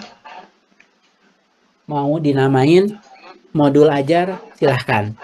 Nah, Ibu Bapak, Bapak lebih nyaman menamain dokumennya itu RPP silahkan. Jadi Ibu Bapak jangan terlalu terjebak nanti ke nama dokumennya. Kalau secara standar kan Ibu Bapak perlu memiliki perencanaan pembelajaran. Nama dokumennya Ibu Bapak menamain RPP silahkan ya. Ibu Bapak nanti jangan sampai berdebat, oh ini namanya harus modul ajar kah, harus RPP, silahkan aja lah mau dinamain RPP. Mungkin Ibu Bapak lebih nyaman namanya RPP, silahkan. Yang kita atur itu adalah komponen minimalnya apa, lalu bagaimana kerangka pembelajaran masuk di dalam perencanaan belajar tadi. Nah, itu mungkin yang akan dibahas detail mungkin nanti ya, bagaimana perencanaan belajarnya dengan penerapan pembelajaran mendalam. Jadi secara prinsip kan perencanaan belajar itu ada 3 komponen, ada tujuan, ada langkah-langkah asesmen. Lalu perencanaan belajarnya gimana menerapkan pembelajaran mendalam, dan ada berkaitan dengan kerangka pembelajarannya. Nanti mungkin akan coba ditampilkan sekilas ya untuk perencanaan belajarnya. Lalu untuk kokurikuler ini hal baru ya, menggantikan P5, bentuknya juga variasi, bisa kolaboratif lintas disiplin ilmu, bisa gerakan 7 kebiasaan. Misalkan, oh kami ingin kolaborasi guru IPA dan guru matematika untuk memperkuat pemahaman mereka. Kolaborasilah belajarnya, memperkuat kemampuan IPA dan matematika, berkolaborasi. Misalkan, oh buat dalam bentuk pembelajarannya berbasis STEM misalkan. Untuk lintas disiplin ilmu itu silahkan. Oh kami bentuknya ingin gerakan 7 kebiasaan yang hebat. Misalkan kami punya program untuk memperkuat ibadah. Misalkan setiap hari 30 menit sampai 1 jam melakukan ibadah bersama, berdoa bersama, lalu penguatan keagamaan bersama. Nah, alokasi waktu setengah jam atau 1 jam itu tuh ditotalkan, dan itu bagian dari kokurikuler. Pembelajaran mendalam coding kecerdasan artifisial. Jadi pembaharuannya itu. Jadi kalau yang sudah menerapkan, apalagi dari tahun 2022 gitu ya, ya sudah melanjutkan mungkin beberapa bagian. Yang mungkin akan terasa perubahannya itu adalah kalau sebelumnya adanya P5, sekarang menjadi lebih generik menggunakan bahasa yang umum, kokurikuler dengan bentuknya variasi tadi. Maka kami pun sudah menerbitkan 3 panduan di samping capaian pembelajaran, yang mungkin capaian belajar nanti oleh selanjutnya akan dieksplorasi lebih lanjut, karena kan untuk intrakurikuler itu kompetensinya dalam bentuk capaian pembelajaran. Nah, untuk aturan teknisnya ini ada panduan-panduan untuk membantu ibu bapak lebih detail, dan ini pun beberapa itu revisi. Pertama, karena sekolah kan perlu memiliki perencanaan di level satuan pendidikan, yang mungkin Bapak pernah mendengar istilahnya ya, kadang disebut KTSP, disebut KSP, kurikulum sekolah, silahkan ya, namanya bebas ya. Nah, ini kurikulum satuan pendidikan. Nah, yang kami sudah menerbitkan edisi revisinya di tahun 2025. Nah, poin-poinnya mungkin pembaharuannya lebih konsen pengorganisasian pembelajaran dan perencanaan pembelajarannya untuk dapat menerapkan pembelajaran mendalam. Nah, ini di kurikulum satuan pendidikan. Lalu yang kedua, ada yang namanya panduan pembelajaran dan asesmen. Ini ada tulisan edisi revisi 2025. Di dalam pembelajaran asesmen itu memandu bagaimana mulai merencanakan pembelajaran. Jadi bentuk perencanaan belajarnya apa? Dan bagaimana pembelajaran mendalam masuk ke perencanaan belajar. Lalu bagaimana melaksanakannya dan bagaimana asesmennya serta laporan belajarnya. Nah, ini ada dalam pembelajaran asesmen. Jadi untuk intrakurikuler, bagaimana mulai merencanakan sampai ke laporan hasil belajarnya itu ada di dalam panduan ini. Ada tulisan edisi 2025. Lalu ada satu lagi panduan kokurikuler. Nah, kalau panduan kokurikuler ini memang tidak ada tulisan edisi revisi karena ini menggantikan. Kalau sebelumnya namanya panduan Proyek Penguatan Profil Pelajar Pancasila atau panduan P5. Nah, sekarang namanya panduan kokurikuler. Jadi tidak ada lagi panduan P5. Apa saja yang mungkin poin penting yang ada di dalam pembelajaran asesmen? Nah, di dalam pembelajaran asesmen Ibu Bapak, pertama untuk guru kan memang perlu memiliki perencanaan belajar. Perencanaan belajar Ibu Bapak bentuknya bebas. Ibu Bapak mau dinamain RPP silahkan. Mau dinamain modul ajar silahkan. Nah, Ibu Bapak, Ibu Bapak lebih nyaman menamain dokumennya itu RPP silahkan. Jadi Ibu Bapak jangan terlalu terjebak nanti ke nama dokumennya. Kalau secara standar kan Ibu Bapak perlu memiliki perencanaan pembelajaran. Nama dokumennya Ibu Bapak menamain RPP silahkan ya Ibu Bapak, nanti jangan sampai berdebat, oh ini namanya harus modul ajar kah, harus RPP, silahkan aja lah mau dinamain RPP, mungkin Ibu Bapak lebih nyaman namanya RPP, silahkan. Yang kita atur itu adalah komponen minimalnya apa, lalu bagaimana kerangka pembelajaran masuk di dalam perencanaan belajar tadi. Nah itu mungkin yang akan dibahas detail mungkin nanti ya, bagaimana perencanaan belajarnya dengan penerapan pembelajaran mendalam. Jadi secara prinsip kan perencanaan belajar itu ada 3 komponen, ada tujuan, ada langkah-langkah asesmen. Lalu perencanaan belajarnya gimana menerapkan pembelajaran mendalam, dan ada berkaitan dengan kerangka pembelajarannya. Nanti mungkin akan coba ditampilkan sekilas ya untuk perencanaan belajarnya. Lalu untuk kokurikuler ini hal baru ya, menggantikan P5, bentuknya juga variasi, bisa kolaboratif lintas disiplin ilmu, bisa gerakan 7 kebiasaan. Misalkan, oh kami ingin kolaborasi guru IPA dan guru matematika untuk memperkuat pemahaman mereka. Kolaborasilah belajarnya, memperkuat kemampuan IPA dan matematika, berkolaborasi.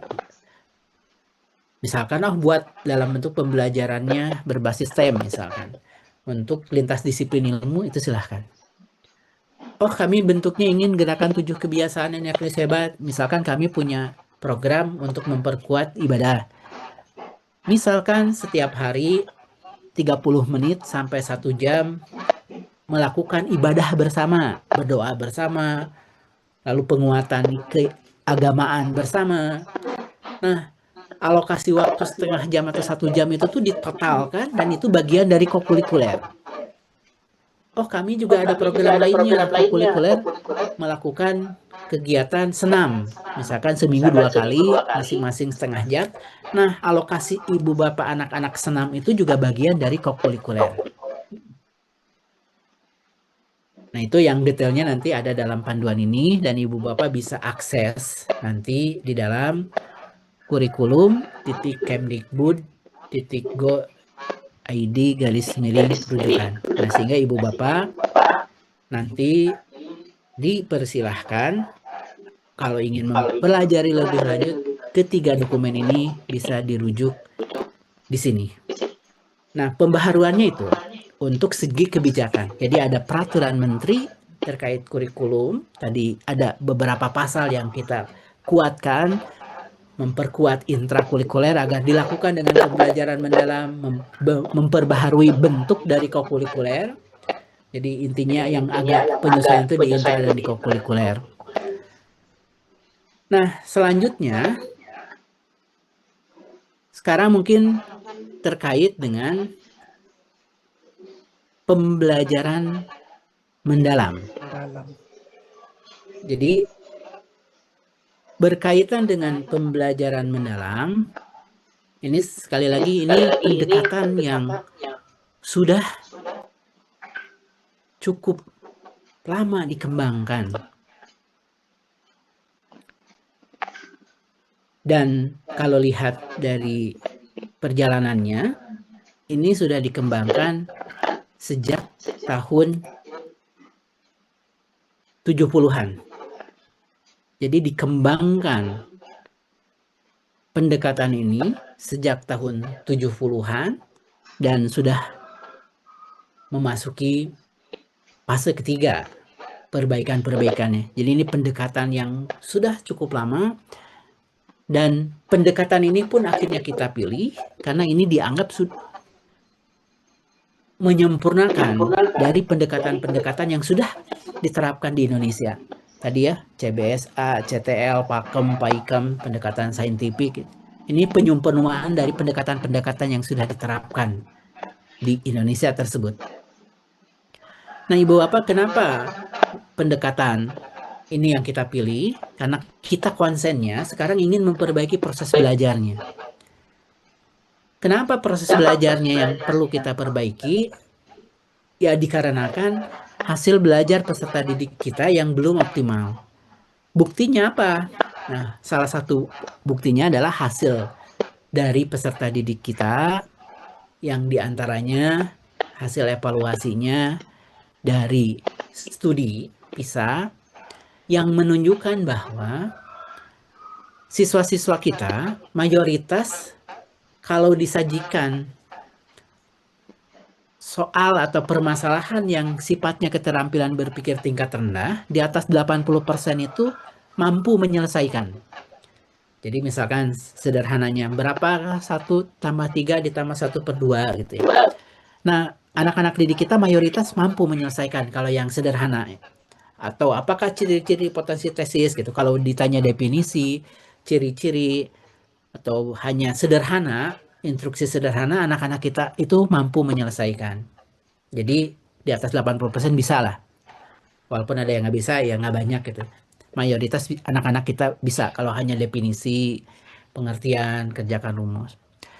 Tetapi pada saat diminta kemampuan yang sifatnya keterampilan berpikir tingkat tinggi, itu yang agak mengkhawatirkan. Di matematika hanya 4% anak 0,4% siswa yang mampu menyelesaikan. Jadi dan pendekatan ini pun akhirnya kita pilih karena ini dianggap menyempurnakan dari pendekatan-pendekatan yang sudah diterapkan di Indonesia. Tadi ya, CBSA, CTL, PAKEM, PAIKEM, pendekatan saintifik. Ini penyempurnaan dari pendekatan-pendekatan yang sudah diterapkan di Indonesia tersebut. Nah, Ibu Bapak, kenapa pendekatan ini yang kita pilih? Karena kita konsennya sekarang ingin memperbaiki proses belajarnya. Kenapa proses belajarnya yang perlu kita perbaiki? Ya dikarenakan hasil belajar peserta didik kita yang belum optimal. Buktinya apa? Nah, salah satu buktinya adalah hasil dari peserta didik kita yang diantaranya hasil evaluasinya dari studi PISA yang menunjukkan bahwa siswa-siswa kita mayoritas kalau disajikan soal atau permasalahan yang sifatnya keterampilan berpikir tingkat rendah, di atas 80% itu mampu menyelesaikan. Jadi misalkan sederhananya, berapa 1 tambah 3 ditambah 1/2 gitu ya. Nah, anak-anak didik kita mayoritas mampu menyelesaikan kalau yang sederhana. Atau apakah ciri-ciri potensi tesis gitu. Kalau ditanya definisi, ciri-ciri, atau hanya sederhana, instruksi sederhana, anak-anak kita itu mampu menyelesaikan. Jadi di atas 80% bisa lah. Walaupun ada yang nggak bisa, ya nggak banyak gitu. Mayoritas anak-anak kita bisa kalau hanya definisi, pengertian, kerjakan rumus. Tetapi pada saat diminta kemampuan yang sifatnya keterampilan berpikir tingkat tinggi, itu yang agak mengkhawatirkan. Di matematika hanya 4% anak 0,4% siswa yang mampu menyelesaikan. Jadi kalau ada 1000 anak, itu hanya 4 anak yang bisa menyelesaikan soal tersebut. Jadi 996 anak belum mampu. Termasuk juga di sains. Jadi kurang dari 1% anak yang mampu menyelesaikan. Kenapa mereka kesulitan menyelesaikan? Nah, hasil identifikasi kami sementara adalah ya karena memang mungkin mereka dalam proses belajarnya tidak mendorong dan terbiasa melakukan hal itu. Itu juga mungkin wajar. Makanya proses belajarnya kalau begitu yang perlu kita perbaharui. Untuk dapat menyelesaikan itu, maka harapannya pembelajarannya itu tidak hanya sekedar kulit luarnya saja, hanya surface, hanya dangkal saja, tapi harus lebih mendalam. Mereka tahu makna apa yang dipelajari, keterkaitan dalam keseharian. Nah, inilah yang ingin kita perbaiki dalam proses belajar. Jadi mungkin kalau kasih ilustrasi sederhana mungkin ya, kalau anak kita ingin terbiasa mampu berenang, maka proses belajarnya tidak cukup diajarkan teori berenang. Karena kalau hanya selesai teori, belum tentu bisa berenang.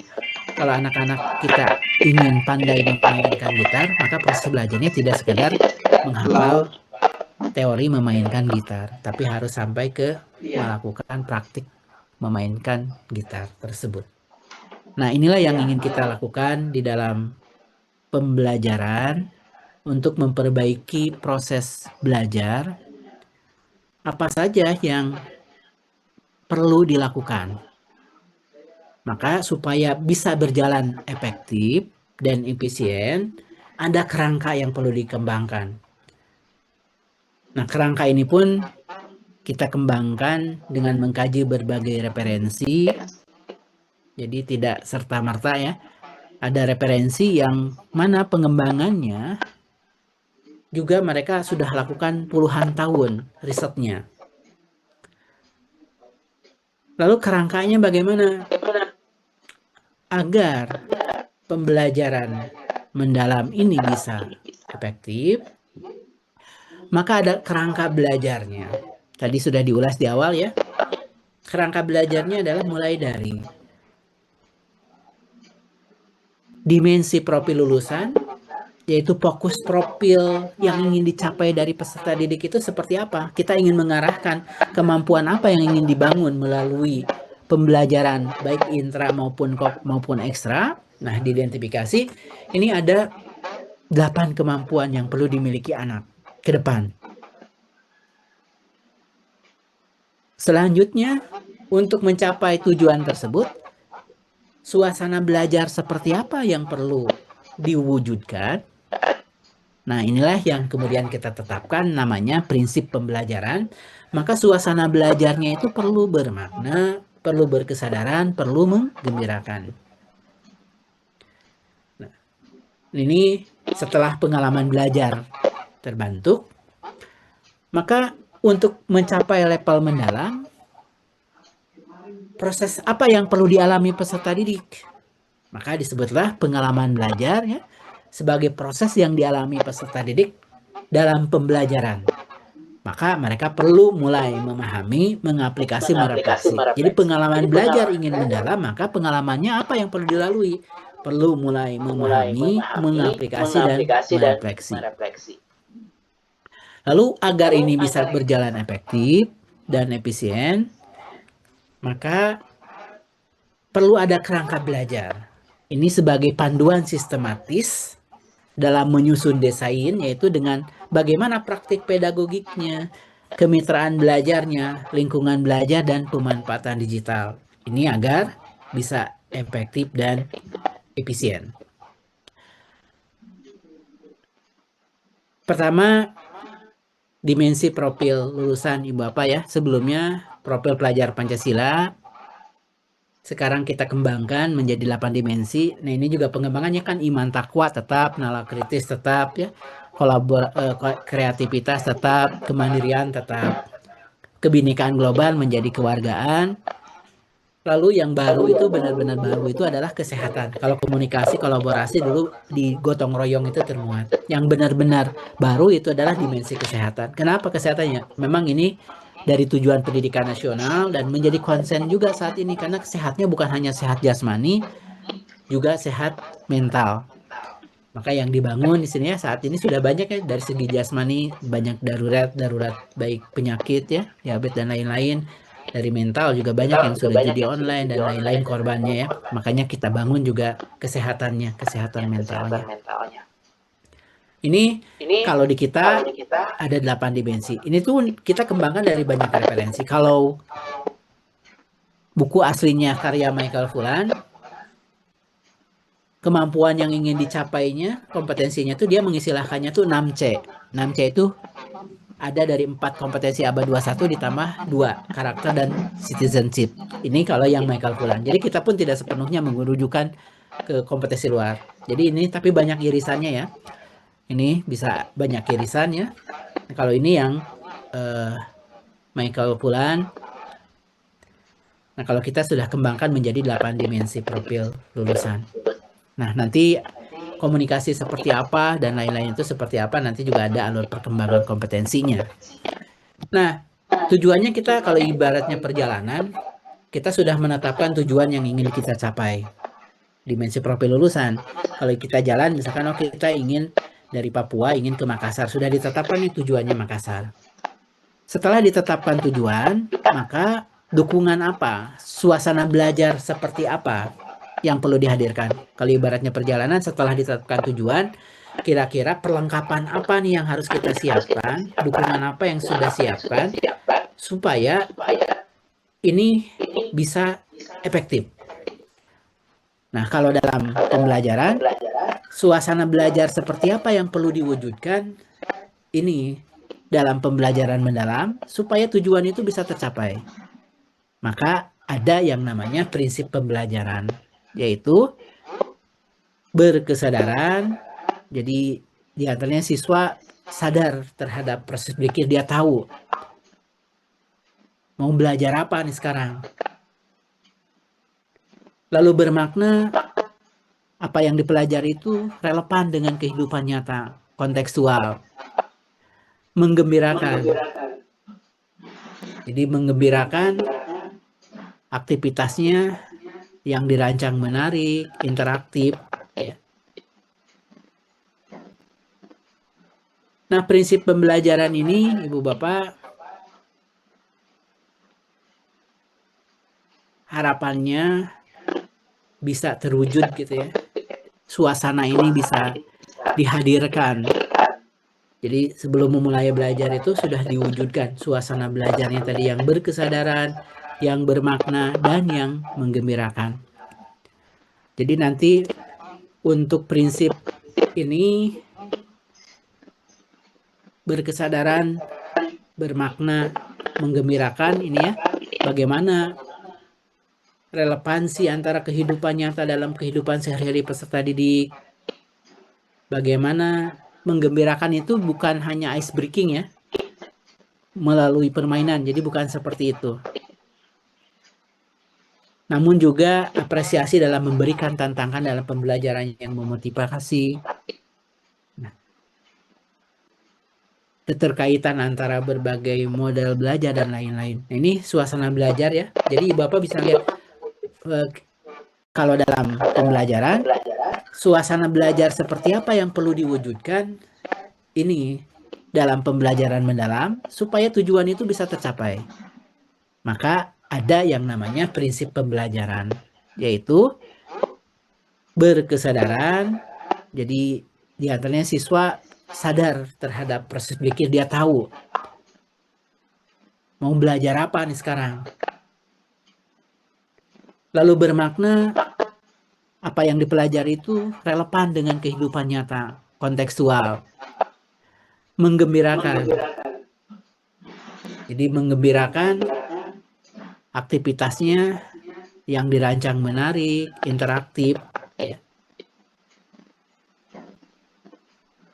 Nah, prinsip pembelajaran ini, Ibu Bapak, harapannya bisa terwujud gitu ya. Suasana ini bisa dihadirkan. Jadi sebelum memulai belajar itu sudah diwujudkan suasana belajarnya tadi yang berkesadaran, yang bermakna, dan yang menggembirakan. Jadi nanti untuk prinsip ini, berkesadaran, bermakna, menggembirakan ini ya, bagaimana relevansi antara kehidupan nyata dalam kehidupan sehari-hari peserta didik. Bagaimana menggembirakan itu bukan hanya ice breaking ya, melalui permainan, jadi bukan seperti itu. Namun juga apresiasi dalam memberikan tantangan dalam pembelajaran yang memotivasi. Nah, keterkaitan antara berbagai model belajar dan lain-lain. Nah, ini suasana belajar ya. Jadi Bapak bisa lihat identifikasi apakah anak sebelum belajar, bagaimana menghadirkan suasana belajar yang nyaman dalam pembelajaran. Bagaimana menghadirkan suasana belajar anak itu menjadi fokus dan perhatian. Bagaimana terbuka terhadap perspektif baru. Nah, ini kan berkesadaran. Bagaimana pembelajaran itu relevan dengan kehidupan nyata. Bagaimana keterkaitan dengan pengalaman sebelumnya. Lalu menggembirakan lingkungannya yang interaktif, aktivitas yang menarik, menginspirasi, memberikan tantangan yang memotivasi. Nah, penerapan pembelajaran ini, Ibu Bapak, tidak mesti dalam satu kali pertemuan harus muncul ketiganya, tidak mesti ya. Jadi penerapannya bisa secara terpisah ataupun simultan dan tidak harus berurutan. Jadi bisa jadi, oh sekarang kita ingin bangun yang saya merasa yang perlu pertama kali dilakukan itu adalah menggembirakan dulu, bisa jadi silahkan. Oh saya merasa yang perlu dibangun pertama kali itu berkesadaran, silahkan. Oh bersamaan berkesadaran menggembirakan, silahkan. Jadi tidak mesti keseluruhnya muncul dalam satu kali pertemuan itu ya.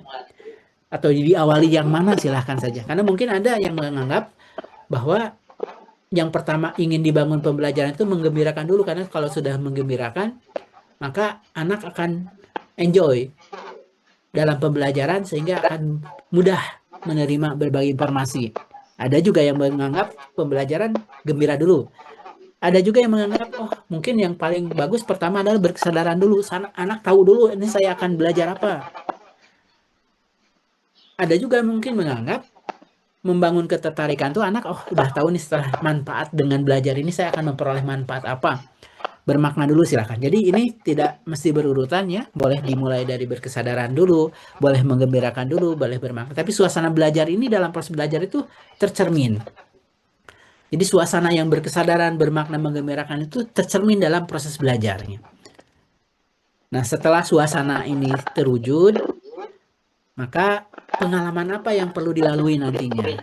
Disebut pengalaman belajar, Ibu Bapak.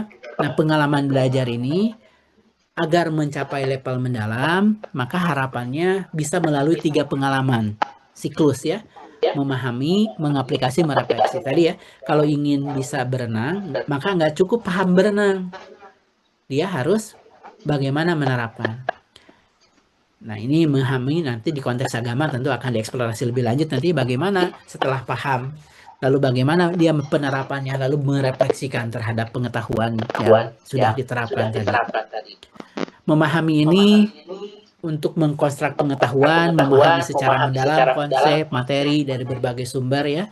Mengaplikasi ini adalah pengetahuan dalam kehidupan kontekstualnya seperti apa, dan refleksi itu adalah memaknai proses serta hasil tindakan yang telah dilakukan. Jadi memaknai hasil yang sudah dilakukan tadi waktu saya setelah paham, saya praktekkan, lalu memaknai, oh ternyata lebih efektif nih. Saya belajar teori, sekarang memainkan gitar, setelah itu praktek. Setelah praktek, mungkin saya merefleksikan, oh ternyata tepatnya menggerakkan tangan itu seperti apa, posisi seperti paham berenang. Dia harus bagaimana menerapkan. Nah ini memahami nanti di konteks agama tentu akan dieksplorasi lebih lanjut nanti bagaimana setelah paham, lalu bagaimana dia penerapannya, lalu merefleksikan terhadap pengetahuan yang sudah diterapkan tadi. Memahami ini untuk mengkonstruk pengetahuan, memahami secara mendalam konsep, materi dari berbagai sumber ya. Mengaplikasi ini adalah pengetahuan dalam kehidupan kontekstualnya seperti apa, dan refleksi itu adalah memaknai proses serta hasil tindakan yang telah dilakukan. Jadi memaknai hasil yang sudah dilakukan tadi waktu saya setelah paham, saya praktekkan, lalu memaknai, oh ternyata lebih efektif nih. Saya belajar teori, sekarang memainkan gitar, setelah itu praktek. Setelah praktek, mungkin saya merefleksikan, oh ternyata tepatnya menggerakkan tangan itu seperti apa, posisi seperti apa, akan merefleksikan secara efektif nantinya. Jadi pengalaman belajar ini yang harapannya dapat dilakukan ya agar mencapai level mendalam 3 pengalaman belajar itu. Nah ini saat ini memang kalau taksonomi apa yang digunakan silahkan, tapi walaupun kita lagi banyak memperkuat juga terkait dengan pakai solonya gitu ya, karena solo ini kalau yang belum kan dipilah kognitif, afektif, psikomotor gitu ya, dan seringkali yang banyak digunakannya ke ranah kognitifnya saja. Nah kalau BIX ini kan secara keseluruhan terintegrasi. Nah kalau taksonomi Ibu Bapak silahkan, boleh pakai Bloom, boleh pakai solo gitu ya, taksonomi apa yang digunakan. Lalu terakhir kerangka belajar. Nah kerangka belajarnya tadi agar efektif harus guru punya praktik pedagogis, strategi mengajar, kemitraan belajar.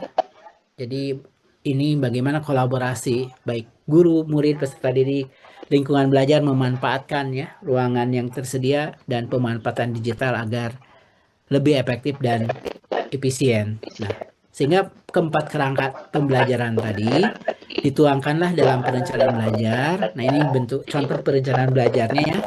Bagaimana dimensi profil lulusannya? Kalau secara prinsip tetap ada tujuan, langkah-langkah, dan asesmen. Tapi bagaimana menuangkannya di sini ya? Ada dimensi profil lulusan, boleh salah satu, salah dua, atau salah tiga, mesti 8-8-nya. Tujuan belajar tetap, lalu ada tadi 4 kerangka belajar, praktik pedagogis, kemitraan, lingkungan belajar, pemanfaatan digital. Lalu pengalaman belajar itu ya memahami, mengaplikasi, merefleksi dengan suasana belajarnya, dengan prinsip belajarnya, boleh salah satu. Memahami dengan berkesadaran misalkan ya, mengaplikasi dengan bermakna misalkan, merefleksi dengan berkesadaran atau dengan menggembirakan silakan, atau gabungan dan lainnya. Nah, ini minimal komponennya dan bentuknya Ibu Bapak. Kalau format sistematika secara umum itu menjadi kewenangan sekolah. Nah, ini saya izin coba tampilkan beberapa contoh. Tadi bagaimana 4 kerangka itu masuk dalam perencanaan belajar. Ini contoh misalkan matematika ya. Ini bentuknya seperti ini. Kalau tadi ini boleh variasi ya. Minimalnya yang komponen tadi 4. Namanya Ibu Bapak silakan mau disebut RPP juga silakan. Jadi jangan ramai nanti apakah RPP atau modul ajar, silakan sajalah penamaannya ya saat ini. Ini intinya perencanaan belajar. Ini contohnya untuk matematika ada dimensinya nih, dimensi profil lulus. Dimensinya apa yang diperkuat? Ini contoh ada 3. Tujuan belajarnya apa nih? Nah, kerangka belajarnya, ada praktik pedagogisnya apa? Praktik pedagogisnya pendekatan kontekstual, lingkungan belajarnya mengeksplorasi penerapan trigonometri di lingkungan kelas. Pemanfaatan digitalnya dia menggunakan kalkulator. Lalu pengalaman belajarnya nih memahami dengan menggembirakan, diawali ya suasana memahaminya dan menggembirakan. Lalu memahami, mengaplikasi, merefleksi itu Bapak juga tidak mesti dilakukan dalam satu pertemuan. Bisa jadi pertemuan pertama memahami, pertemuan kedua masih memahami, pertemuan 3 mengaplikasi, merefleksinya mungkin pertemuan berapa gitu. Nah, ini contoh lainnya misalkan kalau tadi penyajian format itu silahkan saja ya sekolah masing-masing menyesuaikan. Ini contoh lain misalkan ada untuk PJOK. Contohnya bentuknya kalau tadi kan kotak-kotak, kalau sekarang komponen minimal langsung nih, langsung dimensi ditulis 4-4-nya lalu dicentang gitu yang relevan. Ini lalu ada tujuan belajarnya, lalu praktik pedagogiknya langsung pakai game based learning, lingkungan belajarnya, kolektif, kemitraannya, kolaborasi guru dengan pemanfaatannya. Lalu nanti pengalaman belajar nih, pengalaman belajarnya dia kebetulan pas memahami muncul 3-3-nya, bermakna, berkesadaran, menggembirakan. Kalau contoh yang tadi kan menggembirakan saja pas saat memahami gitu. Pada saat memahami dengan suasana menggembirakan. Nah, ini contoh yang PJOK. Lalu contoh lagi misalkan pola lain gitu. Jadi penyajiannya bisa jadi beragam. Nah, ini contoh lainnya misalkan ini dia pakai identifikasi memori dulu gitu ya. Boleh silakan, komponen lainnya tambahan silakan. Yang penting 4 komponen. Dimensi pembelajaran mendalamnya di mana nih kerangkanya, dimensi profil lulusan. Ini pakai centang ya. Ini ada tujuan belajar, ada praktik, lalu ada pengalaman belajar. Pengalaman belajarnya pertemuan pertama memahami dengan bermakna gitu ya. Pertemuan kedua memahami dengan bermakna dan berkesadaran. Pertemuan ketiga mengaplikasi dengan suasana belajarnya bermakna dan menggembirakan. Nah, ini contoh lainnya. Jadi nah ini juga ya, kalau tadi tulis 8 lalu centang, kalau sekarang langsung ditulis dimensinya, dicentang apa, lalu tujuan belajarnya, lalu kerangka belajarnya, lalu di sini ini langkah di dalam langkah-langkah pembelajarannya memahami, berkesadaran, bermakna, menggembirakan. Kali boleh prinsip itu boleh ketiganya muncul, boleh salah satu, salah dua, atau salah 3 ya. Nah, itu mungkin Ibu Bapak untuk pembelajaran mendalam. Jadi dirancang dalam perencanaan belajarnya, dilaksanakan. Paling pentingnya memang dilaksanakan. Jadi ini untuk membiasakan perencanaan itu disusun. Nah, harapannya 4 kerangka masuk dalam perencanaan belajar lalu dilaksanakan. Jadi keempat hal tadi tujuannya apa saya? Oh, ingin membangun nalar kritis. Oh, setelah itu suasana belajar apa yang perlu diwujudkan? Pengalaman belajarnya seperti apa? Dan dukungan apa supaya ini bisa efektif dan efisien? Saya kembalikan ke Bu Christina jika ada yang ingin didiskusikan. Terima kasih, Ibu Bapak. Saya kembalikan. Baik, terima kasih Pak Yogi untuk paparan terkait dengan Permendikbud nomor 13 tahun 2025 dan bagaimana implementasi pendekatan deep learning di sekolah. Ya, baik Bapak Ibu, tadi sudah ya kalau saya katakan ini sudah cukup konkret begitu ya, jelas begitu ya terkait dengan arahan-arahan yang sudah disampaikan, dan tadi juga Bapak Ibu sudah ada buku panduan yang dikirimkan juga begitu ya, linknya nanti Bapak Ibu tinggal download saja supaya lebih memudahkan, dan ada juga di share juga di dalam WA group gitu ya Bapak Ibu ya. Nah baik, saat ini kita akan lakukan diskusi, dan sepertinya sudah ada dua peserta nih yang raise hand. Mungkin kita bisa buka untuk termin yang pertama. Oke, ada 3. Kita bukakan termin yang pertama dulu ya Bapak Ibu ya. Boleh disampaikan saja yang pertama nanti untuk Bapak ataupun Ibu Evani Daka